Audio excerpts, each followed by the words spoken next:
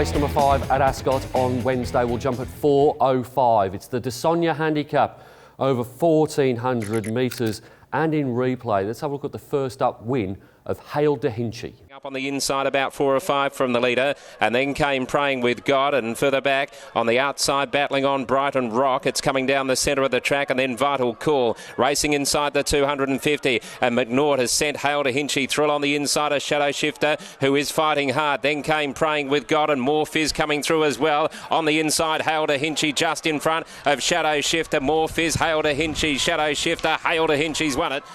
Found this a tricky race to solve. Ended up going with number 8, Hail de Hinchy. He's 1 from 1 and was well supported on that day at Northam. Opened at 4.40, went off the $3.30 favourite. Was prominent in that race, and Jade McNaught keeps the ride here. She loses her claim down to 1.5, but 56.5 looks like being on speed, willing to go with the progressive unbeaten horse. On top is number 8, Hail de Hinchy. From number 7, Vengeance of War was odds on to break his maiden at Kalgoorlie and led all of the way last start with William Pike aboard. Won by just under half a length at $1.55. Number 4, Maraschino has got the blinkers on for the first time and missed a race on Saturday to come here for Jason Whiting and Lou Luciani. And then number 1, Apparition, another horse that's coming out of the WATC Derby, has had a couple of trials, finished 9th in the Derby, beaten just under 7 lengths by Regal Power, horse with a fair bit of ability, and they've elected to claim here with Bonnie Police taking the weight down to 57 kgs. Top selection in race number 5 is number 8, Hail de Hinchy, to beat 7, Vengeance of War, 4, Maraschino and 1, Apparition. Race number 6 at Ascot on Wednesday will jump at 4:45. It's the Mrs. Max Handicap over 1,800 metres.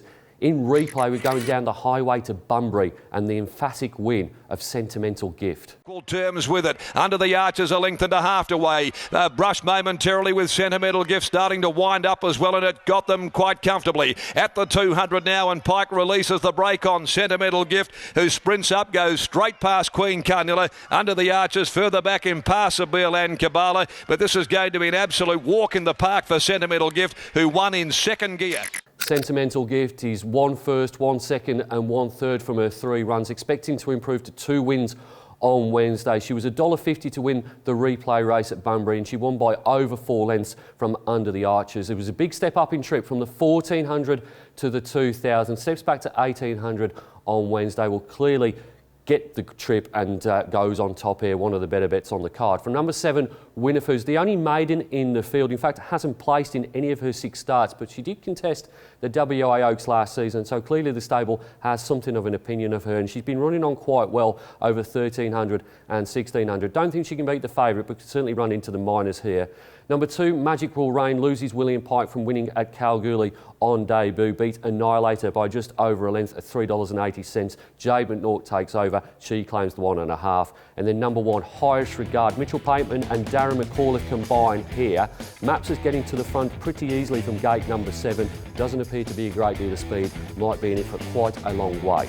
Top selection in race number 6 is number 4, Sentimental Gift, to beat 7, Winifred, 2, Magic Will Rain and 1, Highest Regard. Race number 7 at Ascot on Wednesday will jump at 5:20. It's the Key Clean Handicap over the metric mile of 1,600 metres, and in replay we'll take a look at the last start second of Nelson's Flight. Flight missile launch deep out, still runs on.